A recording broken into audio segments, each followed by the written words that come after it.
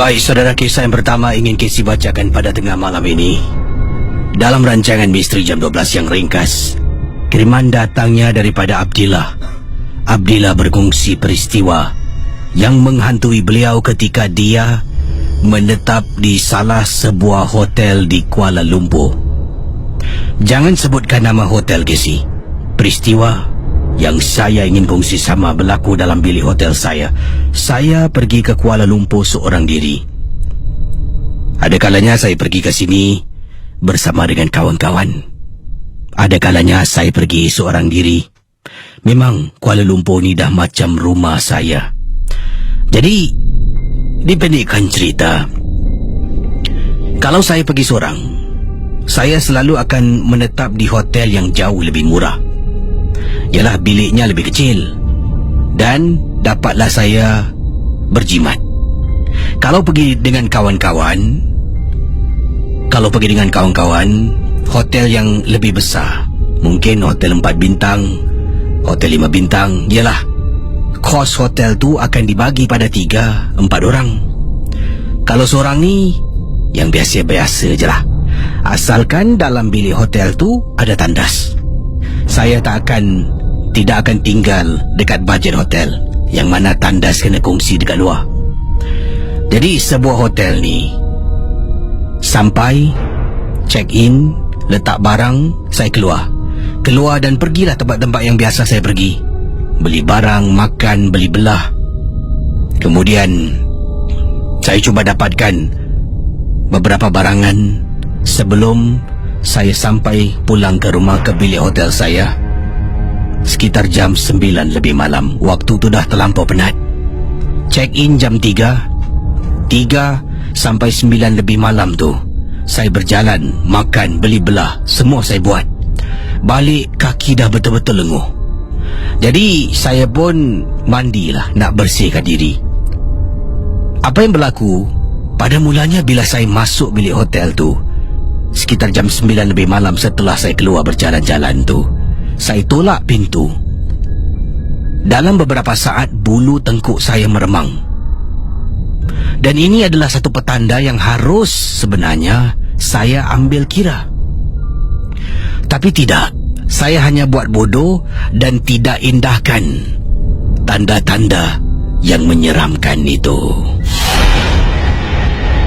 Masuk dalam tandas dan saya mula mandi untuk bersihkan diri.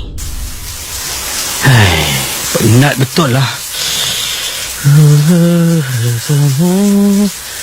Lihat mataku bersaksi, rasa kita bersama.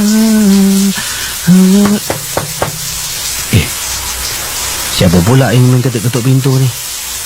Bilik sebelah kot. Hariku yang sepi, ku yang lapar. Siapa tu? Ustaz? Kejap-kejap tengah mandi ya. Kejap-kejap. Sekejap. Alamak, tak sabarlah pula. Saya pun matikan pipe hujan. Dan saya dengan keadaan agak basah sedikit, capai tuala, keringkan sedikit tubuh saya. Pergi ke pintu tandas, buka pintu tandas. Saya buka pintu sebab pintu tandas, katanya teman kita ni, ya, pintu tandas dengan pintu keluar masuk bilik hotel ni sebelah-sebelah je. Jadi tarik pintu tandas, pergi capai dan tarik pintu. Saya tengok dekat luar tak ada orang. Dalam hati, ketuk berkali-kali. Orang datang depan, lepas tu jalan pula. Alamak, tutup balik pintu. Tutup balik. Saya sambung mandi. Akhirnya setelah selesai, saya mandi, saya pun keluar dari tandas. Peringari 897. Saya ambil baju, tukar pakaian, dah lap kering tubuh ni. Saya pun ada beli makan malam.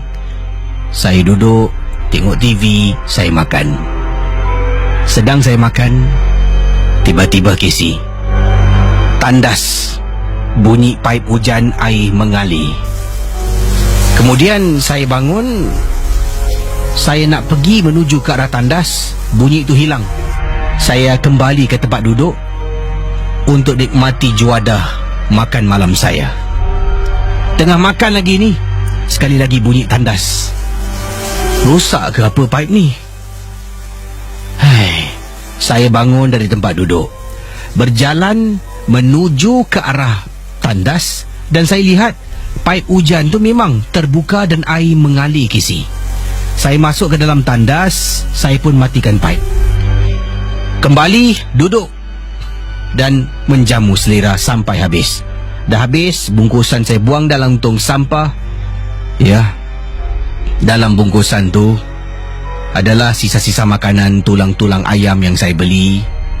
Kemudian saya bersihkan tangan saya, naik atas katil, tengok TV sambil tu buat persiapan untuk tidur sebab esok saya nak bangun lebih awal. Saya nak naik ke Genting Highland. Jadi dah atas katil, lampu pun dah mati. Dalam bilik itu hanya lampu televisyen saja yang menerangi bilik tidur saya. Pendengar Ria 897 FM, anda bayangkan, akhirnya saya terlelap dan langsung tertidur. Bayangkan pendengar Ria 897 FM.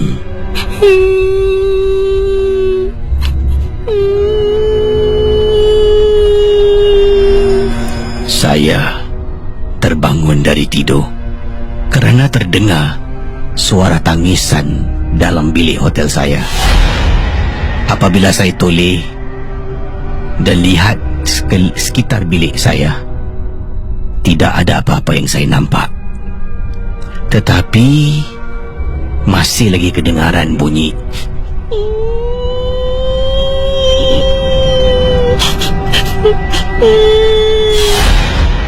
pendengar Ria 897 FM. Saya cuba pandang. Saya ternampak ada sesuatu bergerak di atas lantai. Saya tengok ia datang daripada sudut tong sampah yang mana saya buang sisa-sisa makanan. Saya nampak ada makhluk hitam. Makhluk hitam sangat. Rambutnya panjang sampai terkena lantai.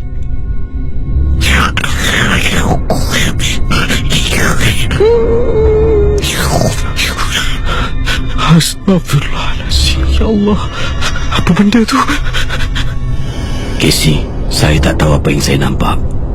Tapi benda tu seolah-olah sedang makan tulang-tulang ayam yang banyak saya buang dalam tong sampah dalam bilik hotel.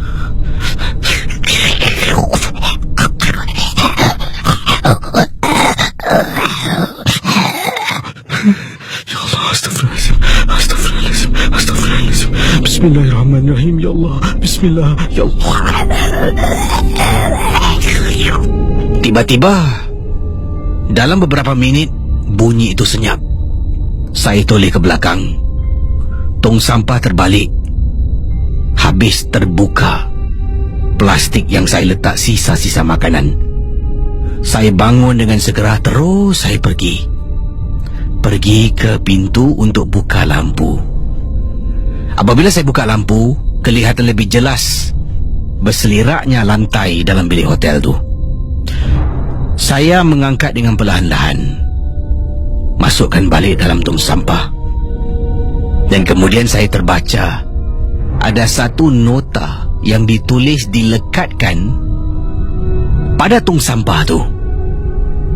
Dilarang membuang sisa-sisa makanan dalam tong sampah ini. Sila buang di tong sampah yang terletak di luar bilik hotel. Saya terdiam. Mungkin ada sebab takut bersemut berlipas dalam bilik hotel. Mungkin, ataupun mungkin itu satu amaran. Kalau buang sampah sisa makanan, takut-takut ada tetamu yang tidak diundang datang. Kisah yang ingin saya kongsikan ini dikirimkan oleh Muhammad Syawal daripada Pahang, dari Pahang, Malaysia. yang ingin berkongsikan kisah atau pengalaman seram ketika beliau dan juga 8 orang teman, iaitu 5 lelaki dan juga 3 orang perempuan, di mana mereka pergi berkemah ataupun berkelah di dalam hutan, kawasan hutan di Pahang, Malaysia. Kisahnya bermula begini. Setibanya pada hari berkelah ataupun berkemah bersama teman-teman, kami tiba dan juga daftar di pejabat ranger hutan di Pahang, Malaysia. Kami semua memulakan jungle trekking menuju masuk ke dalam hutan untuk sampai ke lokasi air terjun. Kami pun berjalan kaki, dan berjalan kaki untuk sampai ke destinasi air terjun ini memakan masa hampir 30 minit. Barulah mereka akan tiba di lokasi dan terus setibanya mereka sampai di lokasi, mereka memasang 2 kemah, ya. Satu untuk kaum lelaki dan juga lagi satu untuk kemah perempuan. Jadi apabila mereka dah sampai, pasang kemah, letak beg, menukar pakaian, mereka pun mandi sungai. Dan juga mandi sungai ni adalah perkara yang biasa pada semua orang, terutamanya untuk teman-teman kami yang berada di Malaysia. Dan sewaktu mereka berlapan sedang mandi di sungai, kawannya yang bernama Nisa tiba-tiba, betul tu, ada orang tengah ngintai kita semua mandi.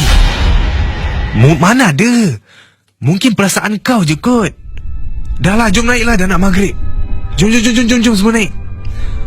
Untuk pengetahuan Casey dan juga Khairul, kami hanya 8 orang sahaja. Dan di dalam hutan yang tebal dan gelap dan sunyi tersebut, apabila kami memandang ke arah yang ditunjuk oleh Nisa, tiada sesiapa pun yang berada di situ. Dan kami pun siap-siap lah naik, menukar pakaian kerana sudah mau maghrib. Dan tepat pada jam 8 malam, kami semua berkumpul di depan unggun api. Sambil kawan saya bermain gitar, kami 8 berburak-burak sambil menyanyi. Tiba-tiba, satu kawan perempuan saya seolah-olah seperti dirasuk.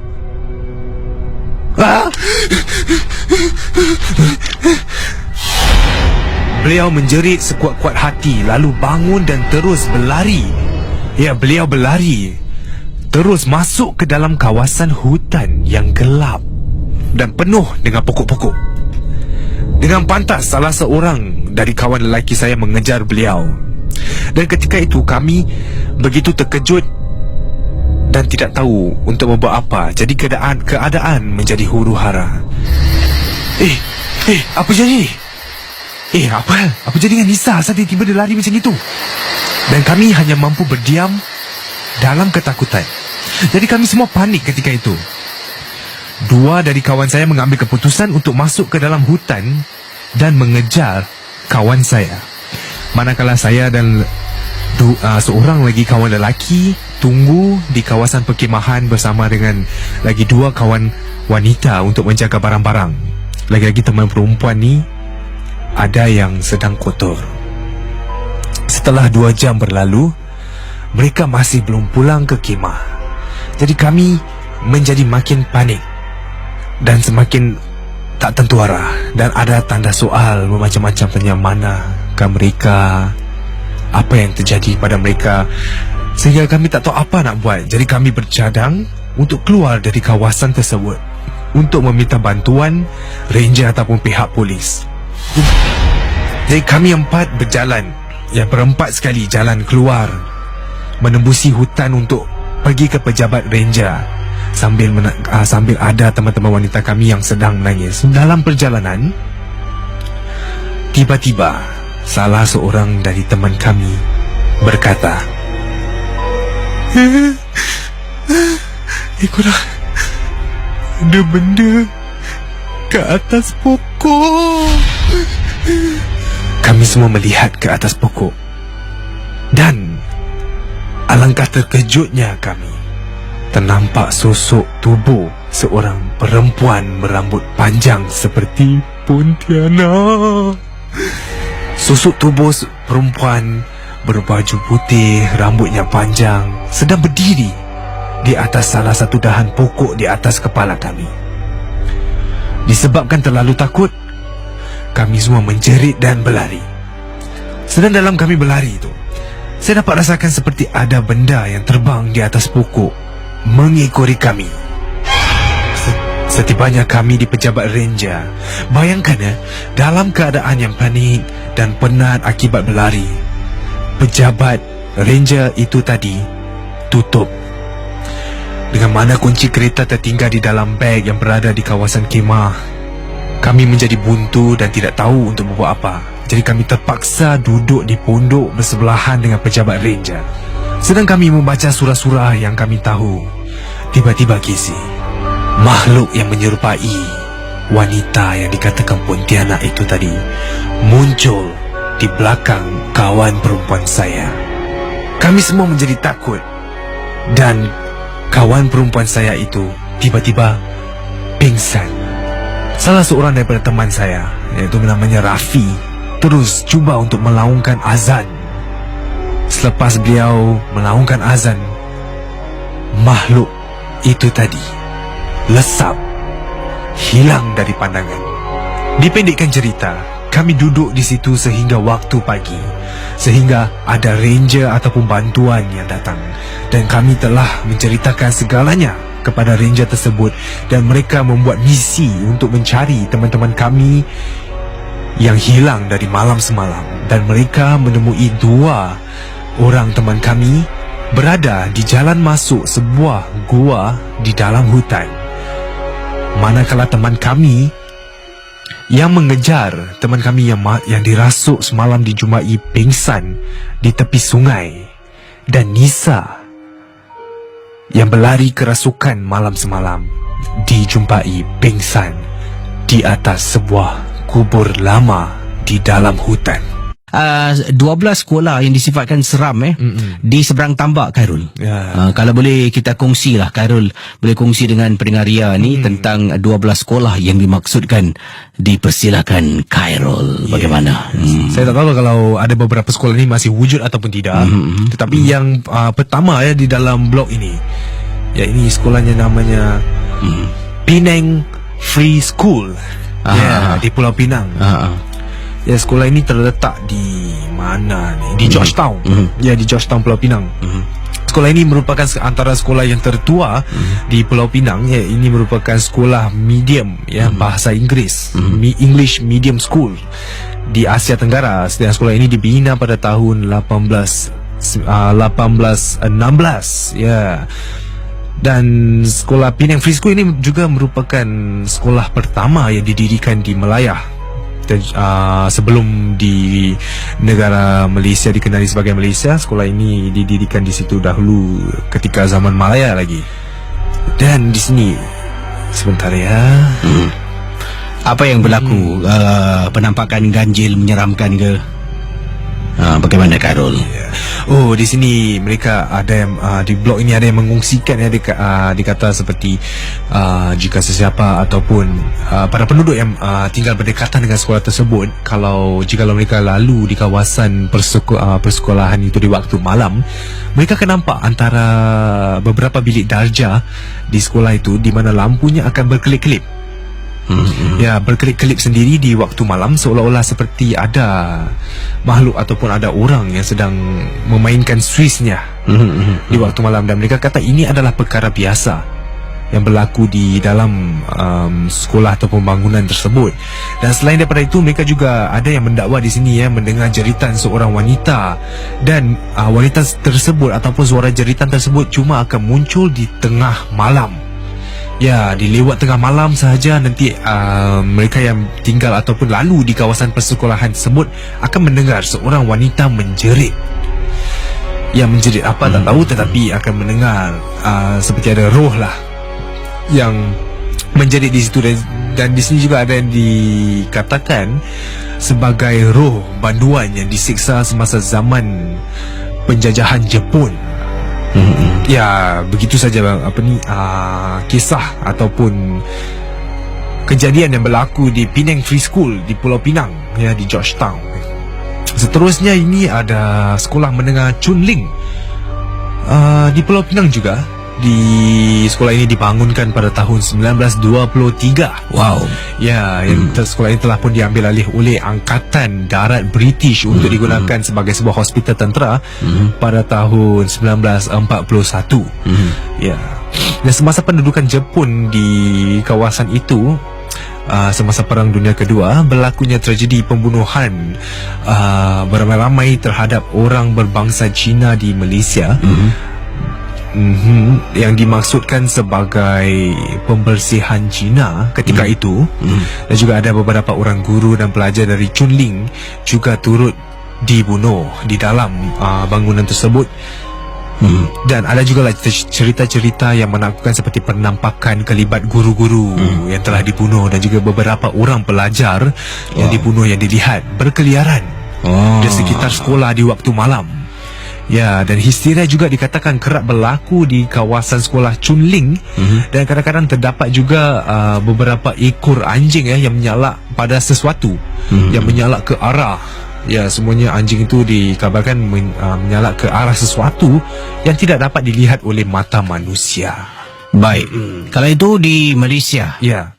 Yang ini sekolah-sekolah yang berantu, saya nak kongsi dua saja di sini.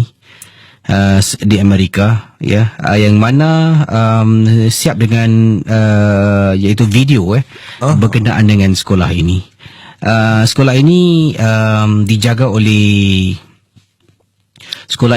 oleh waktu malam lah, ada pengawal keselamatan. Dan apa yang berlaku ni, pengawal keselamatan ni berkongsi video yang menyeramkan ini. Setiap hari akan seorang pengawal keselamatan, ni sebuah high school di Amerika, akan buat rounding. Ya, dia akan pergilah daripada koridor sekolah tingkat 1, koridor sekolah tingkat 2, dan di situ ada kamera, dan periksalah bilik-bilik darjah ni, tengok ada orang ke tak ada orang dan sebagainya. Dan kemudian apa yang terjadi ni, pengalaman yang diceritakan di sini. Dalam video ni menunjukkan pengawal ni sedang buat rounding, tiba-tiba dekat belakang ada seorang pelajar berbaju putih, rambutnya panjang, dalam keadaan macam rukuk tau. Dia rukuk, dia jalan tangannya ke bawah rukuk ni, dia ikut pengawal keselamatan dari belakang. Dan apa yang berlaku, kawan dia ni cuba walkie dekat dia. Dia cuba walkie, dia angkat walkie-talkie dia. Yo, mic over. Jadi dia dapat lihat dalam video ni kawan dia mengangkat walkie-talkie tu. Dan kawan dia bercakap dengan dia, tapi dia tak dengar. Cuma bunyi bising. Ini datang daripada guardhouse. Dan apa yang terjadi inilah, apabila dia cuba cakap lagi, kawan dia ni seolah-olah sedang bercakap dan membalas dia. Kawan dia tak ada rasa macam tak dengar ke. Dalam video tu kalau nampak tak dengar, kawan dia mungkin akan melambai. Ini tidak ada, macam seolah-olah sedang berbual dengan kawannya, tapi tak tahu siapa yang bercakap dengan dia sebenarnya. Jadi dia tanya, hello Mike, please, if you can hear me, you cannot hear me, you can hear me, please raise up your hand. And dia suruh buat isyarat semualah. Jadi selepas tu kawannya nampak, kawannya turunkan walkie-talkie tu, dan kemudian kawannya pusing ke belakang dan memandang ke arah. Tadi dia jalan ke depan kan, dia pusing, kemudian dia berdiri tegak. Makhluk yang dalam video ni, yang dalam keadaan rukuk, budak perempuan ni yang berbaju putih, tiba-tiba berdiri perlahan-lahan, tegakkan badan. Dia dapat lihat dia masuk dalam tubuh kawan dia. Dalam video ada macam masuk dalam tubuh kawan dia. Kawan dia tengah diri, tiba-tiba kawan dia macam menggigil, menggeletar macam. Dalam beberapa saat dah okey. Kawan dia pusing, jalan balik nak pergi ke guard room. Dia nak patah balik dengan kemungkinan tubuhnya dimasuki oleh budak ataupun hantu makhluk tadi itulah. Jadi mengikut pencerita ni, dia katakan bila kawan aku dah balik nak masuk guard tu kena pakai pas. Jadi dia tap pas dengan bunyi jantungku berdegap-degup, takut sangat-sangat. Ya, dia menceritakan dia takut sangat-sangat dan dia harap-harap tidak ada apa-apa yang berlaku. Aku pun tidak berbual, tidak bertegur dengan teman aku. Sampaikan dia dah dekat dengan aku terpaksa buka suara, tapi dia hanya diam, jalan memandang ke satu arah je. Dia tak ada mata, dia tengok kiri kanan. Macam orang biasa lah jalan. Kaya kau apa? Kita tengok kiri kanan ke. Dia tidak, hanya memandang ke satu arah. Dia pergi di tempat duduk, dia duduk. Dia duduk di kerusi lah. Dia tengah duduk dan katanya aku di sini rasa tak sedap hati. Lalu dia menegur. Ini berlaku di sebuah, sekali lagi, di sebuah high school di Amerika. Poka, nama sekolah dah tak perlu lah sebab sekolah ni masih lagi beroperasi ya. Jadi dia pun tak nak rasa macam tak kena. Dia bertegur, Yo Mike, are you okay? What's wrong, man? Dia tegur, Mike. Kawan dia duduk kat kerusi. Tiba-tiba kepalanya lintuk ke sebelah kiri, lidah terjelir keluar. Angkat kaki dengan tangan. Jadi kakinya, kalau kita duduk dekat kerusi swivel chair, kerusi office ni kan dia ada roda kan, dan dia boleh pusing kiri kanan. Jadi dua kakinya, mengikut kisah yang diceritakan balik, dua kaki tak jejak lantai, dia angkat macam dia mengangkang kakinya gitu, tangannya angkat tinggi. Kemudian kerusi tu dengan sendiriannya mula pusing pelan pula. Lidah, kepala teling ke sebelah kiri, lidah terjelir keluar. Kemudian dia mengeluarkan suara yang agak menyeramkan. Mungkin tengah pusing tu gitu. Yo Mike, what's wrong, man? Dia tanya. Kerusi tu pusing. Lagi laju dia berpusing secara laju. Pusing pelan-pelan katanya sini. Laju. Dia pusing. Dan dia cakap sesuatu. Lepas tu dia hentak meja. Kerusi tu berhenti. Dan dapat lihat katanya di sini kawan aku dalam keadaan tak sedarkan diri, sedang terduduk dekat atas kerusi. Aku terpaksa menelefon majikan aku, dan ada beberapa yang lain datang untuk memberi bantuan. Mike dikejarkan ke hospital kerana fits. Dia macam badi gitulah. Tak tahu kenapa, tapi dalam keadaan fits. Jadi sampai ke hospital, dah jumpa doktor semua. Doktor kata penyakit ni susah nak diobati. Dia kata why not pergi jumpa alternatif perawat yang lain lah, bukan doktor. Jadi itulah kisah yang diceritakan. Ini sebuah blog paranormal blog antara high school yang berhantu di Amerika. Baiklah, kisah yang akan saya kongsikan ini berlakunya di Singapura. Ya, ketika itu ibu saya baru sahaja melahirkan adik bungsu saya. Adik baru saja berusia 2 bulan. Dan pada hujung minggu pada waktu itu, ibu dapat undangan ke majlis perkahwinan anak temannya. Dan ibu pun pergi ke majlis itu bersama dengan ayah dan juga membawa adik bungsu saya. Dan adik bungsu saya itu tadi baru sahaja berusia 2 bulan ya. Dan setibanya di majlis perkahwinan itu, ibu dan ayah pun masuk ke dewan. Dan ketika itu ibu tidak memikirkan apa-apa. Kerana majlis itu bertemakan Javanese, Khairul. Ya, Javanese adalah Jawa ya, orang Jawa. Pengantin itu orang Jawa. Jadi latar muzik di belakang dan kain meja, kerusi, kesemuanya ada unsur-unsur Jawa. Dan hiburan untuk majlis ini bukan karaoke ataupun live band, Khairul. Mereka gunakan hikmat kumpulan kuda kepang untuk muzik gamelannya. Tiba-tiba datang seorang makcik ni menghampiri ibu saya. Nak, jaga-jaga ya nak. Anak awak ni fresh lagi. Jaga sebelum terkena.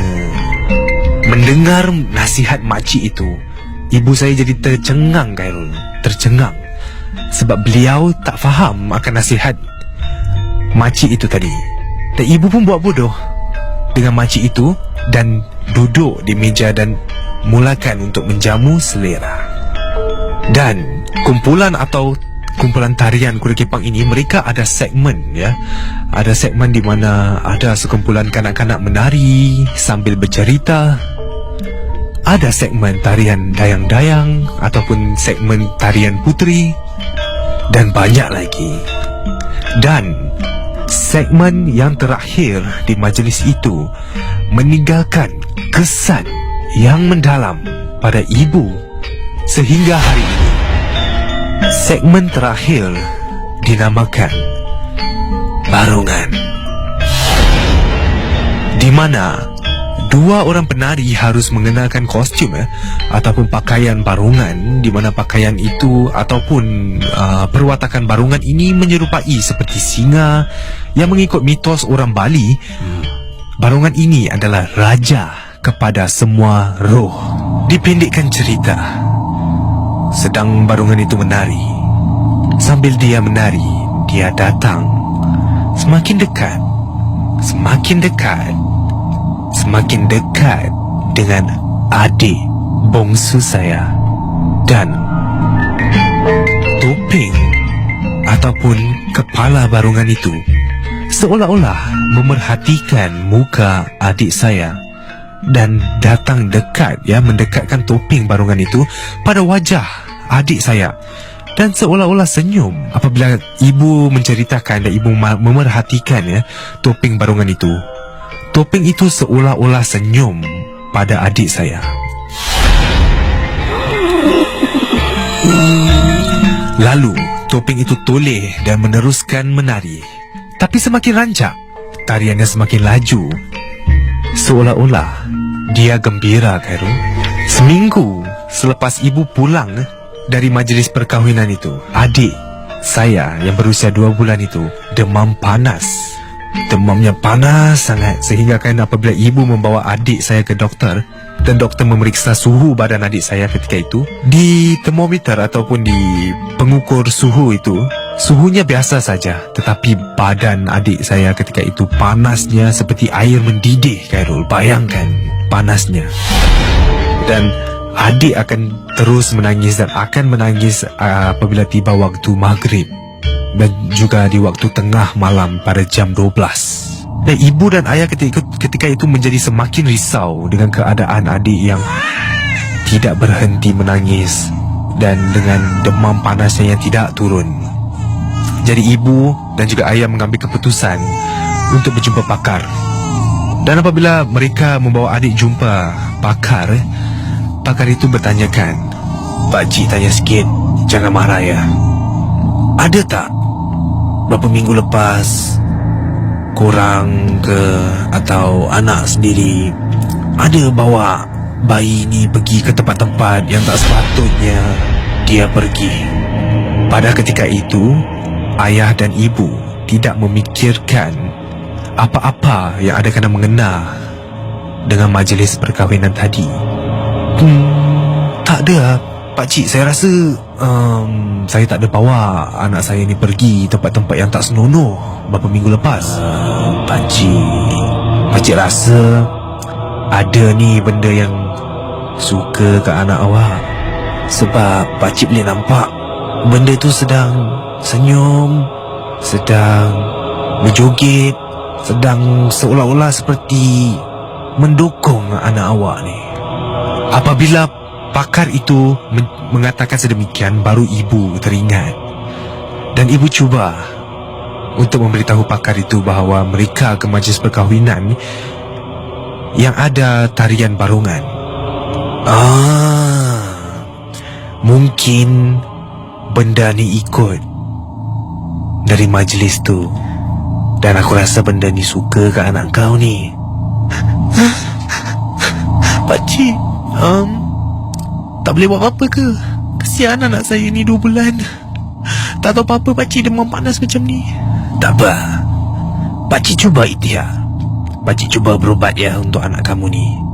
Tapi ingat, jangan pergi ke mana-mana majlis yang ada barongan.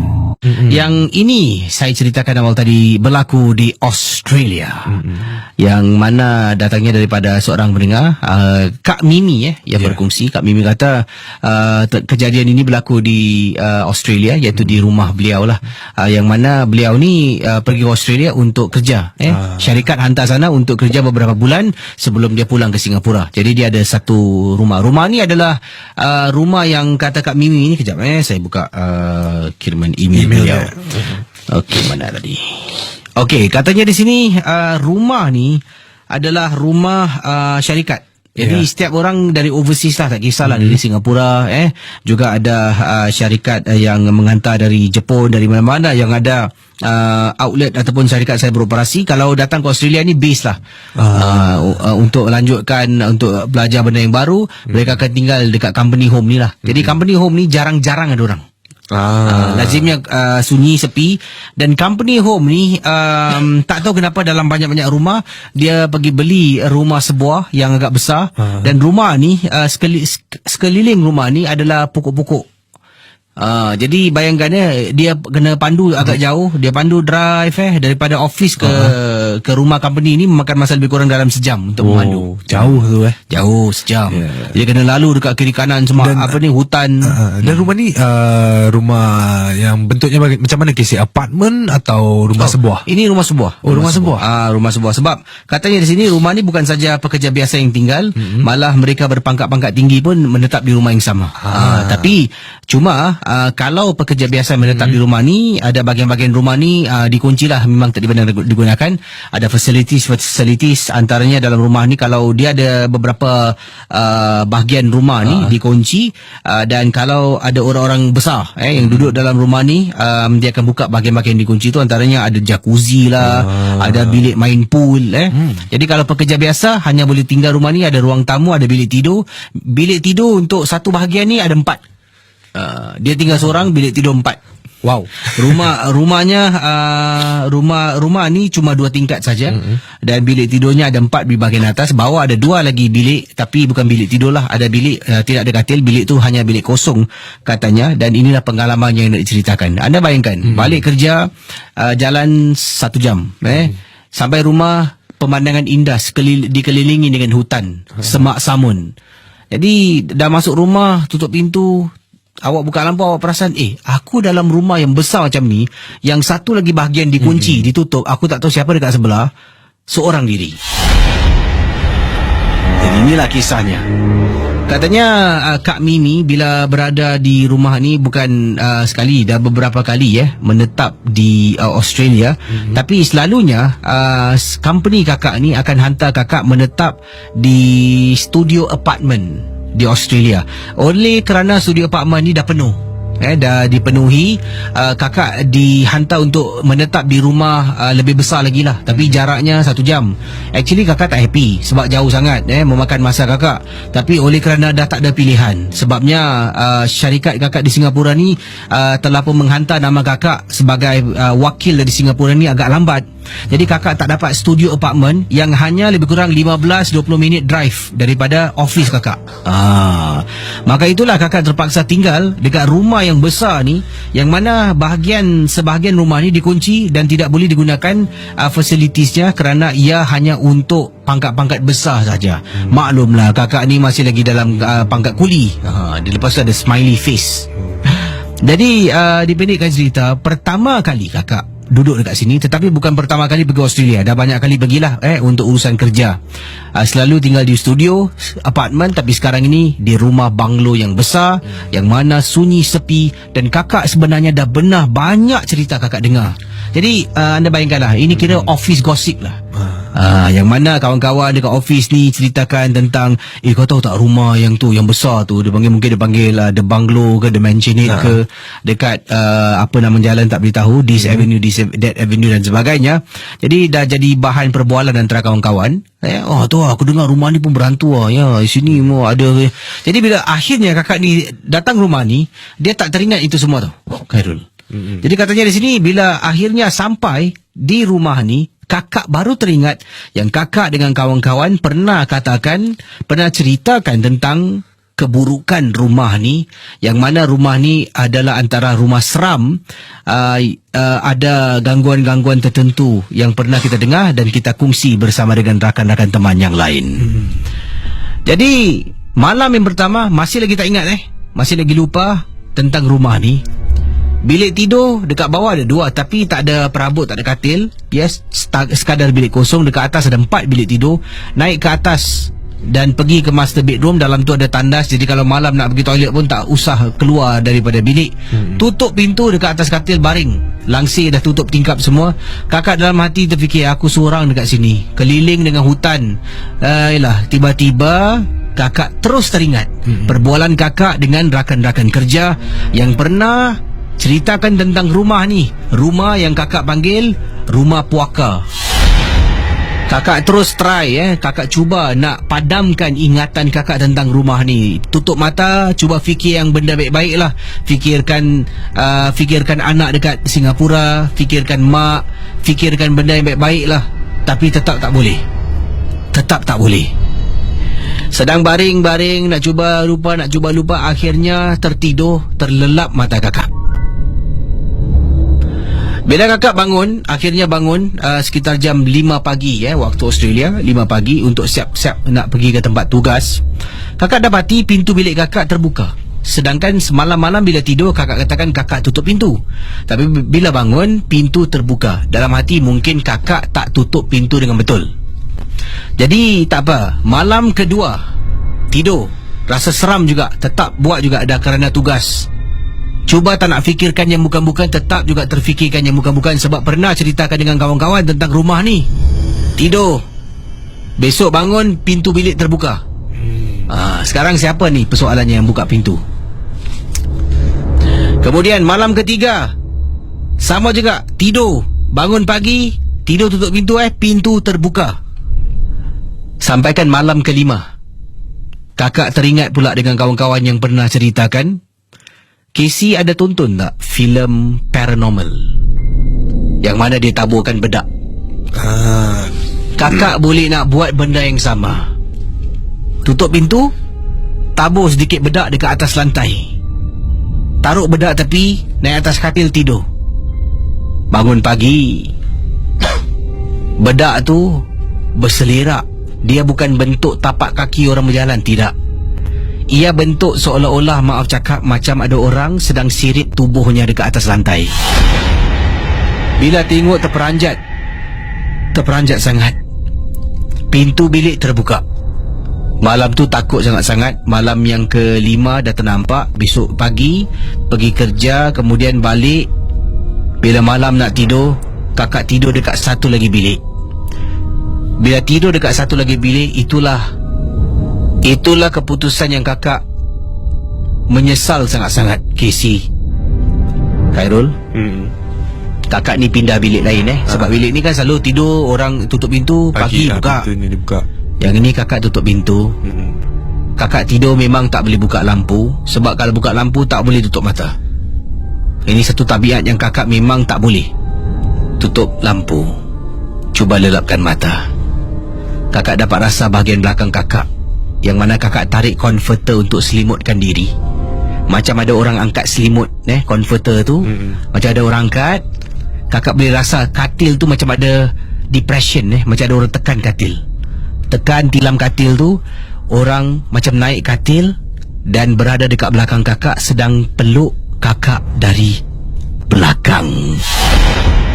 Kakak tak mampu nak pekik, hanya berdiam diri. Dalam hati tertanya, adakah ini hantu ataupun perompak ataupun perogol. Kakak hanya baca bismillah, bismillah, bismillah, bismillah. Bila kakak berhenti dekat belakang kepala kakak, bismillah, bismillah, bismillah, bismillah, bismillah, bismillah, bismillah, bismillah, bismillah, bismillah, bismillah, bismillah. Dia pun cuba ikut baca sekali. Allahu la ilaha illa huwal hayyul qayyum. Kakak membaca Ayatul Kursi, Casey. Sambil tu kakak cuba duduk, tengok belakang. Ya Allah, tak ada orang, tak ada benda. Kakak bangun, buka lampu. Bilik tu besar, tak ada orang. Kakak buka pintu. Kakak tengok pintu bilik sebelah memang terbuka. Dan rasa seram sejuk sangat-sangat. Setelah kejadian malam yang ke-6 itulah, kakak telefon HQ di Singapura, ceritakan apa situasi kakak. HQ pun menghubungi jabatan kakak di Australia, dan kakak pun diberikan tempat penginapan, yang mana salah seorang daripada pekerja dari luar negara tidak kisah untuk berkongsi bilik dengan kakak. Nasib baiklah, baik hati. Kalau tidak ada pilihan, kakak kena tetap tinggal dalam bilik rumah tu, ataupun kena sewa hotel, tapi dengan duit syarikat dari Singapura yang pastinya mereka pun tak nak bayar. Terima kasih dan selamat tengah malam. Satu lagi mungkin Khairul nak berkongsi pengalaman yang ringkas sebelum kita undurkan diri. Merupakan pengalaman daripada seorang teman yang dikongsikan kepada saya, di mana beliau pulang ke rumah selepas waktu maghrib. Dan beliau keluarkan kunci macam biasa, buka pintu perlahan-lahan dan bagikan salam. Assalamualaikum. Dan selepas itu pusing tutup pintu. Lalu beliau mendengar ibunya menjawab salam. Tetapi hari itu beliau kabarkan kepada saya, pada hari itu suara ibunya lain sedikit. Assalamualaikum. Waalaikumsalam. Ibunya seolah-olah mengejek tau, menjawab salam dengan cara yang mengejek. Tetapi suara ibunya datang dari dapur. Tapi yang pelik Casey, kawan saya ni masuk rumah dalam keadaan gelap gelita. Apa yang kalau ibunya berada di rumah, apa yang ibunya buat di dalam rumah yang gelap? Jadi kawan saya ni ketika tu dia tak fikir apa-apa. Beliau tak fikirkan apa-apa langsung. Beliau hidupkan lampu di ruang tamu, masuk ke dapur seperti biasa, ambil air, buka gok daripada peti ais, masuk ke dalam bilik. Dia letakkan beg nak baru saja tanggalkan pakaian. Terus kawan saya panggil, "Ibu, hari ni masak apa?" Terus ibunya, bunyi suara ibunya di dapur. Masuklah dapur. Ibunya cakap begitu. Dan kawan saya keluar ke dapur untuk menjenguk lah, tengok apa yang ibunya masak. Baru dia teringat, tadi aku masuk dapur, aku seorang. Aku seorang kat sini minum air. Terus dia macam berperasan, macam okey, pintu bilik mak aku tutup, lampu dia pun tutup. Beliau ni tak terus pergi periksa bilik tidur ibunya. Dia capai telefon, call telefon ibunya. Kring kring. Hello, Ibu kat mana? Ibu masak tak kat rumah hari ni? Dia cuba tanyakan kepada ibunya. Ibu kan kat ni, rumah mak temah kan, aku dah cakap aku tak balik malam ni. Bayangkan keadaan kawan saya ketika tu. Dia dengar ibunya cakap begitu. Terus beliau cakap, jangan gurau lah, jangan gurau-gurau dengan orang lah, macam tengah lapar ni. Beliau cubalah untuk cover sedikit lah, takut malu kan. Jangan main-main lah, dia katakan kepada ibunya. Cakap, ibu dekat rumah kan, kau pergi buka pintu bilik, kau tengok aku kat dalam bilik ke tak? Beliau buka pintu bilik ibunya kosong. Beliau masuk ke dalam bilik, buka tandas, pintu tandas kosong. Beliau takut mungkin ibunya bergurau. Dan sambil beliau dan ketika itu beliau dah takut lah. Dah takut dengan keadaan, kerana ibunya tak ada di rumah. Siapa yang menjawab soal salamnya tadi, dan juga siapa yang menjawab ketika beliau tanya apa yang ibunya masak di rumah. Dia kata masuklah dapur. Dan beliau ni pada malam tu dah rasa takut sangat tau. Beliau keluar, hidupkan lampu satu rumah, termasuk lampu tandas bilik ibunya, dan duduk di koridor tunggu sampai sanggup duduk di koridor tunggu sampai ayahnya atau abangnya pulang ke rumah. Jadi itulah kisah. Terima kasih Khairul, kisah menarik pada tengah malam ini.